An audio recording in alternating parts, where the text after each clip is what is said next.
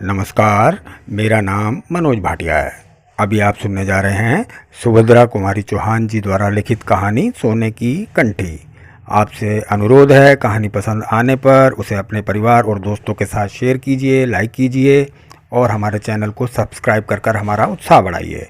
चलिए शुरू करते हैं कहानी सोने की कंठी। बिंदो पोस्टमैन की लड़की थी। उसका पिता राय साहब निर्मल चंद की कोठी की एक कोठरी में किराए से रहता था। पोस्टमैन की आमदनी ही कितनी, खर्च सदा ही आमदनी से कुछ ज़्यादा हो जाया करता था। इसलिए बिंदो और उसकी माँ को अच्छे गहने और कपड़े कभी नसीब ना हुए। बिंदो रूपवती थी और उसको अच्छे अच्छे गहने कपड़ों का शौक़ था।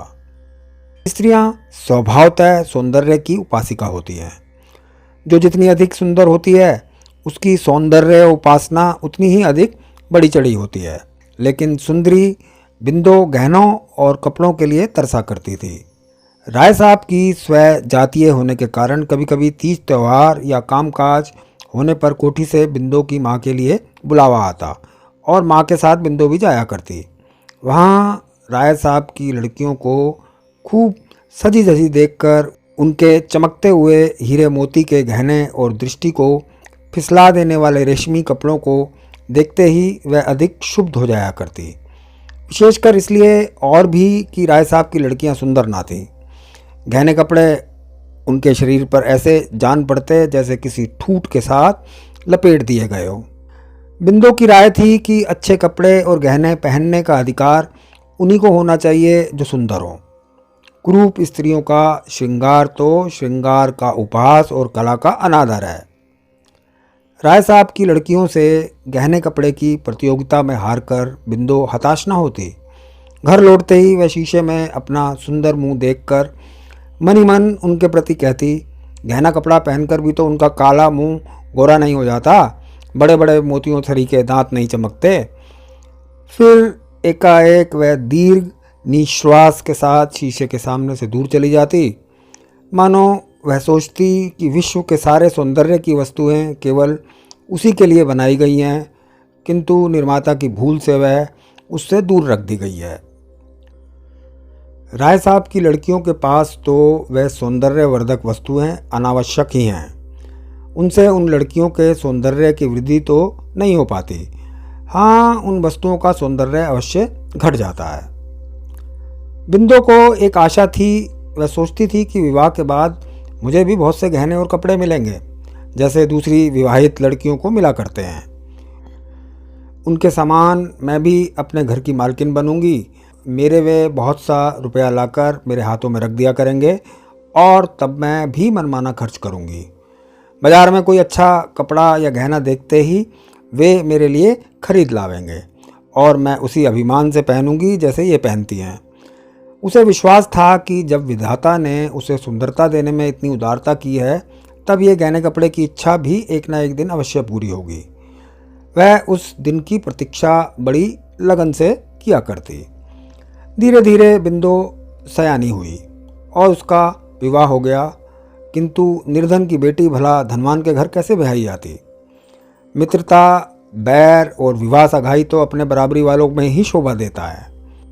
तात्पर्य यह है कि बिंदो के गहने कपड़ों की प्यास ज्यों की त्यों बनी रही। विवाह के समय कुछ गहने और कपड़े आए अवश्य थे, किंतु ससुराल पहुंचने के बाद ही वे एक एक करके किसी न किसी बहाने से ले लिए गए। बिंदो समझ गई कि वे गहने उसके नहीं हैं। बेचारी जी महसूस कर रह गई और करती भी क्या। बिंदो की ससुराल में खेती बाड़ी होती थी। परिवार बड़ा था।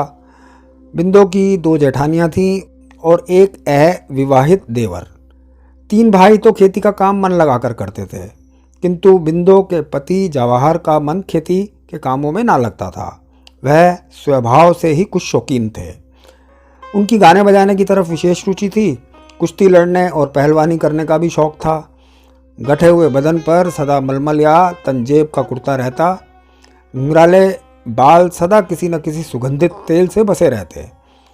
स्वभाव में आत्माभिमान की मात्रा भी अधिक थी।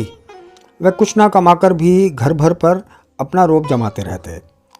बिंदो कुछ पढ़ी लिखी होने के कारण में आदर की वस्तु हो गई थी। विशेषकर उस समय जब वह रामायण या महाभारत पढ़ती और गांव की अनेक स्त्रियां वहां एकत्र हो जाती, वे बिंदु की सास के भाग्य की सराहना करती और कहती, यह लक्ष्मी सी बहू तुम्हारे घर आई है, इसके कारण भगवान के 2 बोल हम लोग भी सुन पाती हैं। बिंदु भी अपने इस देहाती जीवन से असंतुष्ट न थी। सास उसका आदर करती थी, जेठानियाँ उसे काम न करने देती। इसके अतिरिक्त जवाहर उसे प्यार भी बहुत करता था। उसी घर में लड़ाई झगड़ा होने पर कई बार ऐसे मौके आए कि उसके जेठ अपनी स्त्रियों पर हाथ चला बैठे, किंतु जवाहर बिंदु से कभी एक कड़ी बात भी ना करता। वह हर तरह से अपने देहाती ढंग से ही सही उसे संतुष्ट रखने का प्रयत्न करता। बिंदु भी अब सुखी थी, उसे गहने कपड़े की याद ना आती। वैसे तो देहात में अच्छे गहने कपड़े पहनता ही कौन था, फिर भी सबके बीच में बिंदु ही बिंदु दिख पड़ती थी। बिंदु सबसे अधिक सुंदरी तो थी ही, साथ ही पति की तरह वह सबसे अच्छे कपड़े भी पहना करती थी। मना करने पर भी वह जेठानियों के साथ काम करती और सास को नियम से रोज़ रामायण सुना देती। रात को अलाव के पास बैठती, जहाँ गांव की अनेक युवतियाँ, वृद्धाएँ, युवक और प्रौढ़ सभी इकट्ठा होते। फिर बहुत रात तक कभी कहानी होती, कभी पहेलियाँ बुझाई जाती। वहाँ दिन भर के परिश्रम के बाद सब लोग कुछ घंटे निश्चित होकर बैठते। उस समय कहानी और पहेली के अतिरिक्त किसी को कोई भी चिंता न रहती थी। सवेरे नदी का नहाना भी कम आनंद देने वाला ना रहता। बूढ़ी, युवती, बहू, बेटी सब इकट्ठी होकर नहाने जाती। रास्ते में हंसी मखौल और तरह तरह की बातें होती। बिंदु भी उनके साथ जाती। नदी में नहाना उसे विशेष प्रिय था और कभी कभी जब वह बिरहा गाते हुए दूर से आती हुई अपने पति की आवाज़ सुनती या जब देखती कि उसका पति अपनी मस्त आवाज़ में खुदा गवाह है हम तुमको प्यार करते हैं गा रहा है, तो उसे ऐसा प्रतीत होता कि जवाहर उसी को लक्ष्य करके कह रहा है। तात्पर्य यह कि बिंदु पूर्ण सुखी थी, अब उसकी कोई और इच्छा ना थी। एक बार बिंदु की माँ बीमार पड़ी। माँ की सेवा करने के लिए बिंदु को लगातार 4-5 महीने नैहर में रहना पड़ा। फिर उसकी आंखों के सामने वही राय साहब की लड़कियां और वही गहने कपड़ों का प्रदर्शन होने लगा। उसकी सोई हुई आभूषणों की आकांक्षा फिर से जाग उठी। वह सोचने लगी, क्या इस जीवन में मेरी अभिलाषा कभी पूरी होगी या ना होगी? तो फिर ईश्वर ने मुझे इतना रूप ही क्यों दिया? किंतु विधि के विधान पर किसका जोर चलता? राय साहब निर्मलचंद 40 के उस पार पहुंच चुके थे, फिर भी उनमें रसिकता की मात्रा आवश्यकता से अधिक थी। वह प्रायः सिनेमा देखने जाया करते थे, तो किसी अच्छी कहानी की एक्टिंग के लिए नहीं, केवल सुंदर चेहरों को देखने के लिए।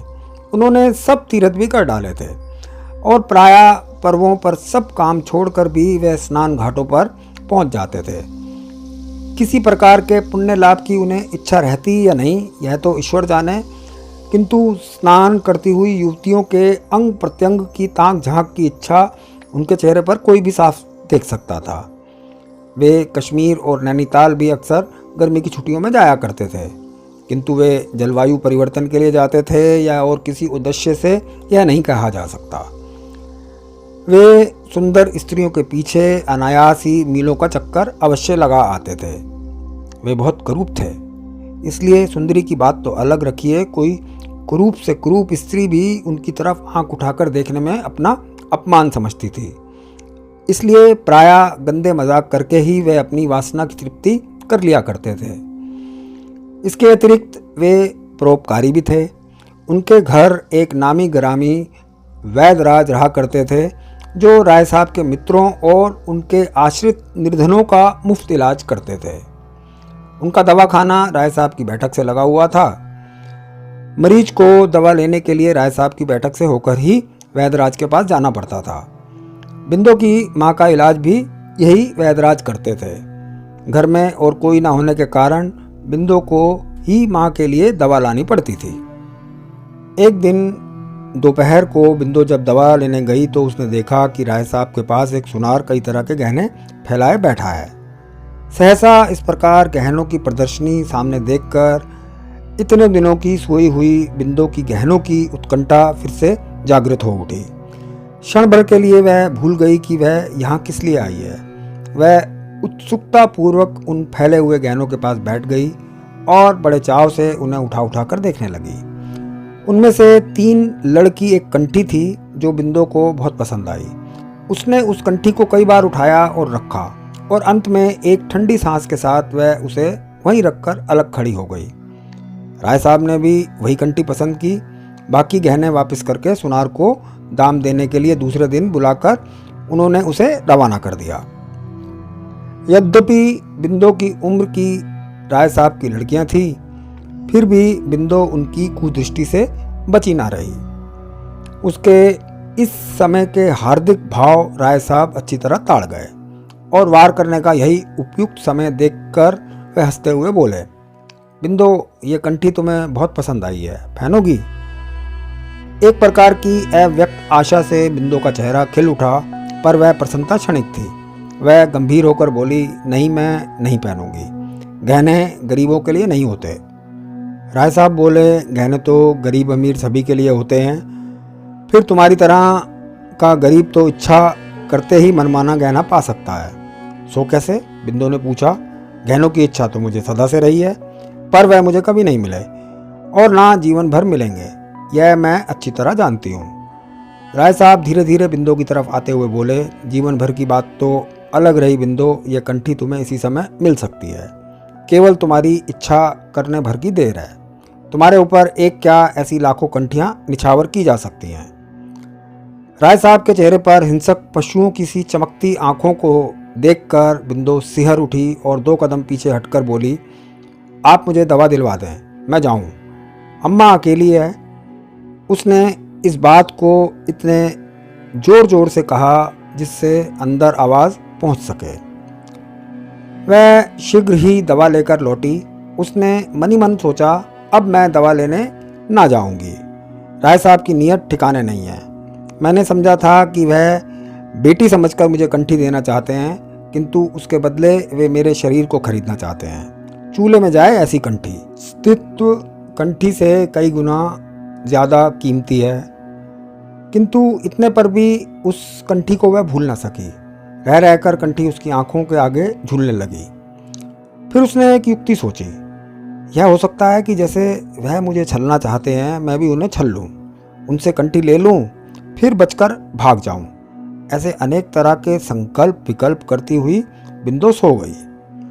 दूसरे दिन दोपहर को बिंदु को फिर दवा लेने जाना पड़ा। पहुंचकर उसने देखा कि राय साहब के मसनद के पास उसी तरह की 4 कंठियां पड़ी हैं। बिंदु के पहुंचते ही राय साहब ने उसे बैठने के लिए कहा। बिंदु बैठ गई। कल उसने जितने संकल्प किए थे उसे इस समय याद न रहे। कंठियों की चकाचौंध के सामने बिंदु को सब कुछ भूल गया। बिंदु के सामने ही राय साहब ने एक कंठी को तोलाकर उसकी कीमत 250 रुपये सुनार को देकर विदा कर दिया। बिंदु चकित दृष्टि से उस कंठी की ओर और कभी उन रुपयों की तरफ देखती थी। व्यापारी के जाते ही जैसे उसकी तंद्रा टूटी, वह उठकर खड़ी हो गई। बोली, दवा दिलवा दीजिए, मैं जाऊं, देर हो रही है। अभी कहाँ की देर होने लगी। कहते कहते राय साहब ने एक कंठी बिंदु के गले में पहना दी और उसे जबरन पकड़कर एक बड़े शीशे के सम्मुख खड़ा कर दिया और बोले, अपनी सुंदरता देखो, वहाँ बिंदु है या कोई दूसरी। बिंदु मंत्रमुग्ध सी देखती रह गई। वह अभी राय साहब की किसी बात का उत्तर भी ना दे पाई कि इसी समय उन्होंने अपने बड़े बड़े दांतों वाला मुंह बिंदु के होठों पर धर दिया। बिंदु को जैसे बिच्छू ने डंक मार दिया। वह घबराई, किंतु कुछ वश न चला। इस प्रकार कुछ तो कंठी की लालच में और कुछ राय साहब की ज़बरदस्ती के कारण उस दिन दोपहर के सन्नाटे में अभागी बिंदु अपने को खो बैठी। बेचारी को उस कंठी की बहुत बड़ी कीमत देनी पड़ी, परंतु उसके बाद फिर राय साहब के घर दवा लेने कभी ना गई। उसके कुछ दिन बाद बिंदु ससुराल चली गई और उस कंठी को भी वह सबसे छिपाकर अपने साथ ले गई। ससुराल में लोगों के पूछने पर उसने यही बतलाया कि यह कंठी उसकी माँ ने उसे दी है, किंतु बिंदु ने उसे कभी पहना नहीं।